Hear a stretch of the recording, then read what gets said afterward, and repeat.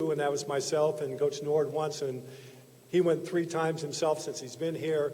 The records he has individually for the coaches, for the players, the offense, the type of these things that he's done has been incredible. But the biggest thing that he and Joyce have done is they have brought a warmth to the city. They love El Paso, they love UTEP, and he's been so accessible. He's still the #1 sports personality in town. Any place I go with Kim and I and Mike and Joyce, people will stop him, want his autograph, get his picture, and he's always willing to do whatever, and he sit there and talk for 20 minutes talking about UTEP and UTEP sports. He's still, again, the #1 sports personality here, and he will remain so. And we're so happy he's staying in town. He's going to be around, and we certainly appreciate that because we know that he'll be a strong asset to the university, really will. Again, it's a very difficult time for me because, I love Coach Price and Joyce. They're just great friends and done so much for the university. Questions?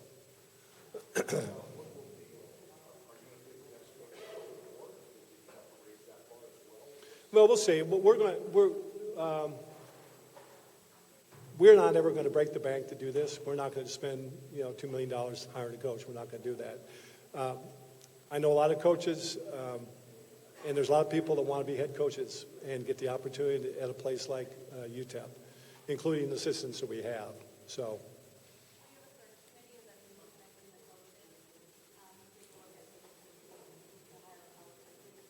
Pardon? I'm sorry.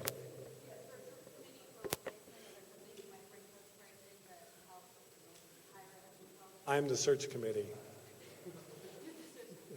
Yeah. And usually what I do is I'll have, usually Richard Adalto from the president's office goes with me, and I usually have one of our assistants go. But I've been in the business a long time, so we don't need a search agent because I know more than they know. So, in my opinion, now we have in the past we've always used a search agent for one thing, employment and educational background checks, because you don't ever want a situation like happened with O'Brien at Notre Dame. We want to make sure that the credibility is there. But again, I really feel comfortable hiring coaches and had pretty good success, so I'll basically be that committee. How quickly will the decision be made on head coach? The goal is to try and get somebody hired before Christmas. We'll advertise for a while, and I certainly have a short list of people that I'm interested in, not necessarily going to hire, including Andre. And then by tonight, I'll probably have 250 calls on my cell phone. So of not only candidates, but people endorsing candidates. So that's the way it goes. The blood's in the water. This morning at 7, I don't know how they found out, at 7:30, ESPN was calling about, Mike retiring. So, But as soon as that happens, then all the hustling begins. So. If you go outside the program, will there be some sort of effort to say not getting a lot of recruits? Well, nobody in particular, but like I said before, I think we've assembled an excellent coaching staff. And I think any one of those coaches in their position would be a valuable asset to keep. And if it's Andre, of course, he'll evaluate the people that are here and probably would keep most of them, I would think, but I don't know. And then if we hire somebody from outside, I will talk about each one of those coaches individually and the things that they bring. But I think it's always good for a new coach coming in to have continuity. That I think there's a real mistake sometimes when coaches come in and start getting rid of the secretaries and the strength coaches and all those and the coaches and not even knowing what's going on. I really like the coaches we have, and I like the staff that we have, and we want to keep some continuity moving forward. I think it's really important to understand that. I think in programs that are struggling to get better, that it's not usually just one coach that makes it happen. There's a series of people that move it and certain things that happen. I think Gary Nord, won the championship, and he brought in some nice players that he redshirted. Coach Price came in, added some players, and did a really nice job coaching and winning and getting to bowl games, which allowed us to continue to recruit, quality players like we have.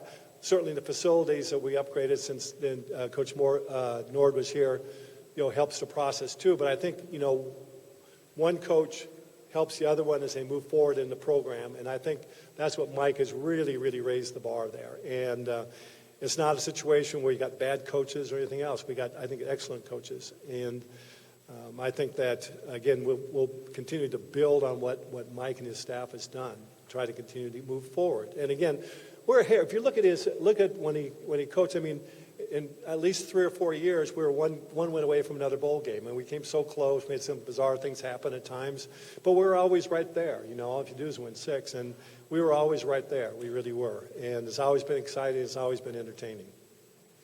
What is the missing step? What's the next thing that needs to happen for this school? Well, I think we've got things in place to be very competitive. And like I said, I think we need to keep some continuity of what we're doing, continue to recruit. I mean, that's what it's all about. We'll continue to try and work on additional things facility-wise and stuff. But I think, you know, I don't care where you go, whether it's Notre Dame or Southern Cal, whatever. People are going to have ups and downs in their coaching. And programs build with a certain amount of players, and all of a sudden you get some people graduate, and all of a sudden you have a drop, and then you bring it. So we want to try and get a real good continuity as far as the recruiting, which he's doing. He's redshirted a lot of kids. He's gradeshirted a lot of kids. And the same thing happened when Gary came in. So you have a group of young men that can still remain competitive. We're not a situation where we're at the bottom 10 and all those things where we're winning and getting killed. It's not happening. You know, we're very competitive. I think depending on what offense, defense somebody comes in, they're going to look at what kind of pieces could get us a little bit better than what we're doing, you know. And I think that's kind of the key.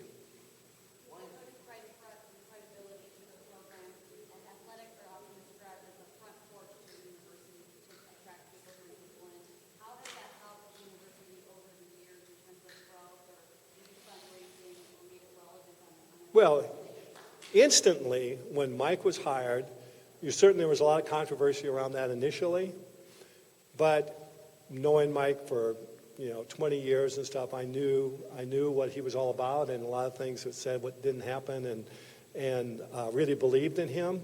And as soon as he was hired, because when I was going to go hire Mike, I called one of the biggest concerns I had was nationally, how are people going to feel about us, at this point.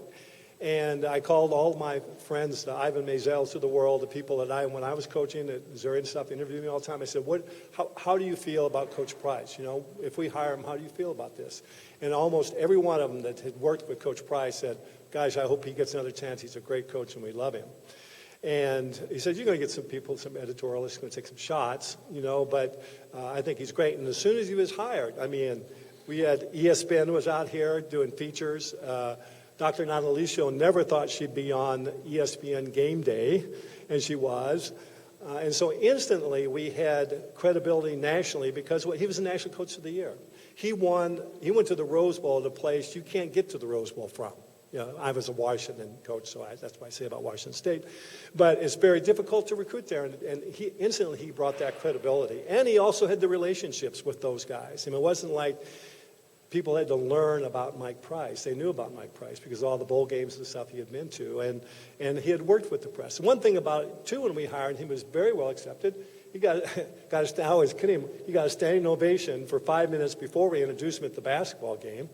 When I was hired from UMass, they booed me when they hired me. So, but the people here, because he had coached in the Sun Bowl a couple of years earlier, knew Mike. And felt really good about him and wanted him here. And that was a real positive. So, he just instantly brought the credibility to us. What is so uniquely hard about traditional? Well, I think up until in the last several years, I think way back when I came in the 80s, one of the things was it was real expensive to get here because we're not near a central location like L.A. or Houston or Dallas where you have players right next door. You can't have people drop by, They don't just drop by for unofficial visits, And at one point, when the flights used to be really expensive, it was hard to even get people out here. And the facilities were lacking for a long time. They really were dragging. But since the deregulation of the airlines and Southwest Airlines and facility, improvements and stuff, we've gradually, and also what Mike and they have done, they've recruited some kids from Dallas and Houston and stuff, and they've come here and been successful, and the word goes back. Now all of a sudden, my best friend went to UTEP. I mean, Golden, the guy that returned the touchdown, the safety, was a friend of his, came here as a walk-on just because, that Golden was coming here. So the word gets out, and things get better, continually get better. So I think location in any place that's this far removed is very difficult because you have no central base for it. You have to bring somebody from outside in, and they don't know about the geography. It's different if you're coming from Dallas or Missouri where there's trees, and you come out here in the middle of the winter and there's not a tree. It's a little bit of a shock. Now, fortunately for us, when people come here, they love it. If we can get them here and their parents, it's great. But it's been a process, very process. But I think we're not alone. Whether it's the Oregon states or the Washington states or all those people that are a little bit further off and whatever, always have traditionally struggled compared to the, Washingtons and USCs, the people in populated areas. Will you try to keep Coach Price on as some type of... I asked Coach Price, I said, Coach Price, you can be the color guy. And he goes, that means I have to be someplace sometime? He said, I don't want to do that. You don't have to be someplace at a certain time. We will certainly utilize Coach Price because he's so great with the donors and stuff that we'll certainly use Coach Price. And like I said, I think the toughest thing for me is we are such close friends with Mike and Joyce, and enjoyed a great relationship, and it's just been fun. It's just a lot of fun, and we're going to really miss him being up here on an ongoing basis. But we want to thank him for what he's done because he's been fantastic. And thank you to all of you because, when things are not going well, typically once the blood's in the water, the press are just, what do you think? You're going to get fired? Tell me blah, blah, blah, blah, blah, just like they're getting down here. And you guys have been great. You appreciate him. You let him coach. You let him finish it out. We thank you for that. We really do. Traditional Conference USA hire people to go outside the program as a coordinator from a power conference. Is that something you look at as you look at head coach? Well, I can't. There's all kinds of good coaches. I mean, if you have somebody with head coaching experience, it's always a plus just because you know how he's reacted with the media and pressure, that type of thing. But on the same count, you have a lot of assistant coaches have worked all their life for the opportunity and have prepared themselves. So it's finding the right person really to fit for this job more than whether he's a coordinator or whether he's a head coach. Anything else? Well, thanks so much. Thank you.